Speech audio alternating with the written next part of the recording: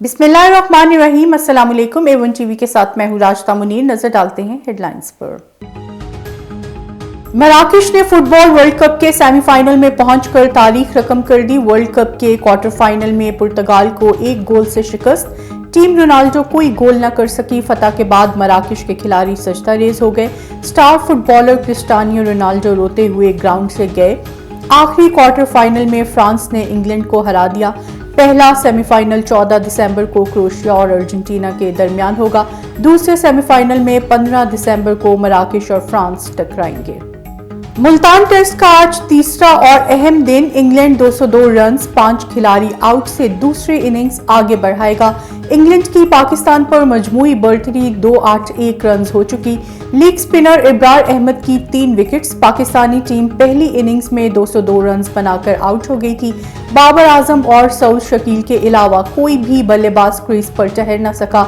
England के Jack Leach ने 4 खिलाड़ियों को आउट किया। नवाज शरीफ अदालती मफरूर हैं, पंजाब आए तो गिरफ्तार करेंगे। चेयरमैन पीटीआई इमरान खान कहते हैं पंजाब और केपी असेंबलियां दिसंबर में ही तहलील होंगी। परवेज इलाही का ख्याल है हुकूमत कुछ देर और चलनी चाहिए। आइंदा आम इंतखाबात सितंबर के बाद ही मुतवक्का है। ये नहीं कहा कि आइंदा भी वजीर आला परवेज इलाही ही होंगे। जनरल रिटायर्ड बाजवा उस्मान बुजदार को हटाकर अलीम खान को लाने का कहते थे। लंदन में साबिक वजीर आजम नवाज शरीफ से विफाकी वजीर चौधरी सालिक की मुलाकात। सालिक हुसैन कहते हैं नवाज शरीफ ने वतन वापसी की हतमी तारीख नहीं बताई। लगता नहीं अभी असेंबलियां तोड़ने का इरादा है। मोनस इलाही ने हुकूमत में जाने से पहले चौधरी शुजात को इतमाद में नहीं लिया था। मोनस इलाही जब चाहे राब्ता कर सकते हैं, कोई मसला नहीं। आइंदा इलेक्शन में पार्टी की क़यादत शुजात हुसैन ही करेंगे।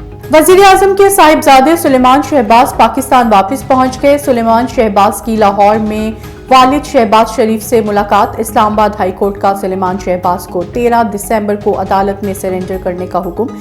सुलेमान शहबाज को गिरफ्तार करने से रोकने का तहरीरी हुक्मनामा जारी। सुलेमान शहबाज को अदालत में सरेंडर करने तक गिरफ्तार न किया जाए। A1 टीवी से फिलवक्त इतना ही। मजीद बाखबर रहने के लिए देखते रहिए A1 टीवी। A1 टीवी, सब पे नजर, अंदर की खबर।